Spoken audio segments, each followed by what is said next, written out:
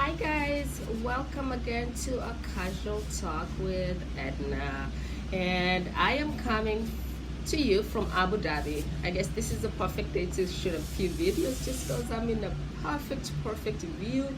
I it's amazing here. If you ever get a chance to travel to Abu Dhabi, Dubai area, I would highly recommend. This place is beautiful. It's not very populated. Customer service is amazing. But today, that is not what we're talking about. We are going to talk about how to find happiness. How do you protect your happiness as a person? Because I feel like in life, we grow up and we have all these curveballs of problems after problems, and sometimes we tend to lose ourselves along the way. So, how do we, as beings, as human beings, manage to really maintain our happiness, our internal happiness? Because if you're not happy, you can have millions of dollars, you can have the best job in the world, you can have a mansion, you can have whatever you want. But if you're not internally happy, that is all useless.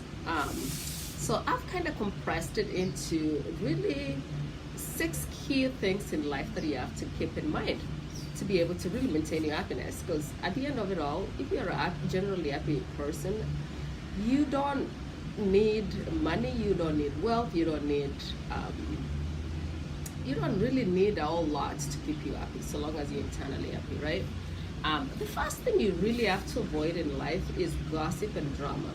I feel like gossip and drama sucks the energy out of you in many ways that you can even tell. You go to bed and you're constantly in turmoil because of people's dramas or because of drama in your life. So try to limit the amount of drama in your life. I normally tell people I like my quiet time. I don't. That's why you don't find me interacting terribly with a lot of people, just because I like my internal peace. I like to stay away from drama, and usually the gossips fuels drama, right? So if you avoid gossiping with people, if you avoid making phone calls and talking about situations, people, you most likely are going to avoid drama. So just keep that in mind. First step, avoid gossip. It's going to lead to you limiting the amount of drama in your life. And then another thing I have realized in life is just letting go of control. There are just things in life that we cannot control. It's out of our control. There's nothing you can do about it. So just let it go. And this really comes in mind when you're dealing with family matters, when you're dealing with dysfunction in your family, when you're dealing with divorce, when you're dealing with relationships with your children or your spouses or your family members. They're just things people do that you have no control over. And the sooner you let it go and realize that you have no control of any other person's behavior, the sooner you'll be happy. Just let things happen. If you're a person of faith, just pray about it and let it go. Usually, time will solve a lot of problems. If you let go, usually, and just, I normally say let go. In my life, I am a strong believer, so I say let go and let God. That means I just let go and let God guide me through the process, and usually it turns out okay. I went through a divorce process myself, and there's a lot of things I could have, held on to and grudged on, and that would have affected my inner being, my inner peace, my happiness. But I chose to let go. If, like, for instance, if somebody is in your life and they choose to leave, that's their choice. You have no control over that. You have no control over other people's feelings, other people's actions. So just learn to let go of control. That's it. That is just my second point. And then another big thing I've realized that really takes away people's joy is they tend to compare themselves to other people. Okay, this is a big one. Comparing, what I call competing with the Joneses. So the Joneses have a BMW. I'm going to buy a BMW. Well, financially, you're not in a position to buy a BMW, but you're going to stretch yourself so that you can look like the Joneses. The Joneses bought a 5-bedroom house. I am going to buy a 5 bedroom house, or I'm gonna, stress myself over, yeah, well, how can they afford that big house? Start comparing yourself with other people. You don't know their financial status. You don't know. If you follow me on Facebook, you see I travel a lot. Personally, that is a choice of mine. I find happiness in that. But you cannot sit down and compare yourself with me and say, oh, I want to travel to these places and these places like Edna. That probably would not work very well for you, just because we're all different. I know how I manage, I know how I travel to kind of limit my expenses and stuff. If you talk to me, I'll give you those tips. But and traveling might not even be something that satisfies you. You may be a person that is content with just sitting at home and watching TV and lounging and doing all this stuff. So you wishing you had my lifestyle is gonna bring you nothing but sorrows. So don't compare yourself to others and live your life. That is all I'm saying. All right. Also, if you're a person of faith, this is not going to be for everybody. If you're a person of faith, I normally say keep your faith larger than your fears. I normally say my faith is my anchor, right? My belief in God is my anchor in life, because the things I'm afraid of, like my biggest thing, like you are afraid of the big things, like, oh, what is going to happen to my children? For instance, like when I went through divorce, my biggest worry was, what is going to happen to my children when they're not in my presence? Because I can only control what happens in my presence, but what happens to them when they go somewhere else to either stay with the other parent who is in that environment? But at the end of the day, I realized I have no control over that. Only thing I can do is have faith in God. My faith, my prayers is going to protect my children, and that is what I focus on. I pray over it and I forget about it, and then I let God take over from that. Because me worrying about it is not going to help the situation at all. It's not going to protect me. Worrying about it is not going to protect my children, but my prayers is going to protect my children. God is going to watch over them and protect them from anything that might or will happen to them out there. And so just have a bigger faith, larger faith. Let your faith be larger than your fears.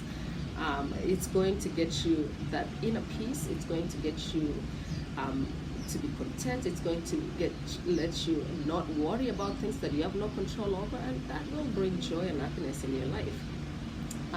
So the biggest other thing that I'm probably going to discuss, don't do anything that does not feel right to you.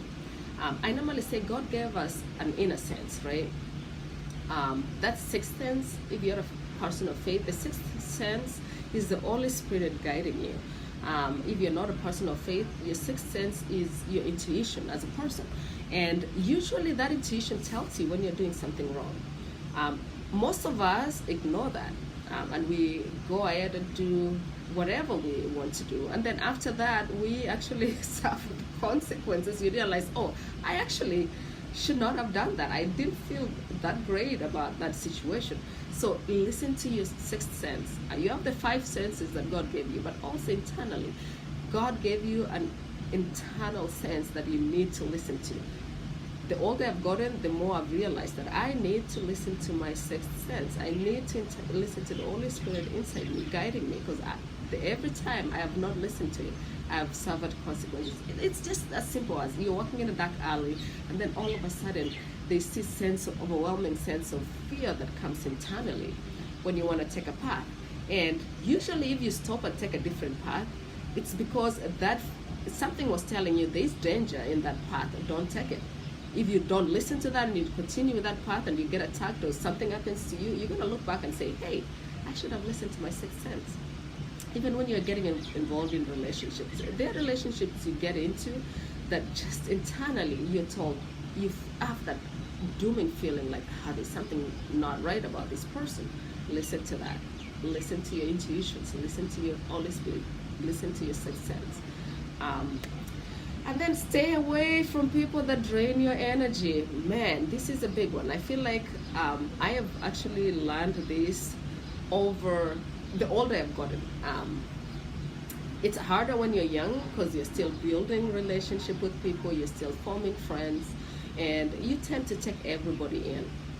And then the older you get, you realize, I really do not need all these people in my life. I clearly don't. I'd rather have one or two true friends, true friends in my life than have 10 people that I don't consider, they call friends, that but they're not really truly your friends, because in the blink of an eye they'll leave you hanging high and dry. So just, especially those people that are constantly coming with you with problems, those people, I normally say the people that look at life from half glass full, that means they are constantly negative, complaining about stuff, telling you about their problems. Yeah, we all have problems, but you have to filter what to share with other people. You cannot be draining people's energy all the time. So to me, if you're a person that drains my energy, I have to guarantee you I'm going to limit my interaction with you. And that's all I can tell you as a person. Watch your friends. Watch your friends that come to you with a lot of problems, and they always want to dump their problems on you. They always want to tell you what their problems are.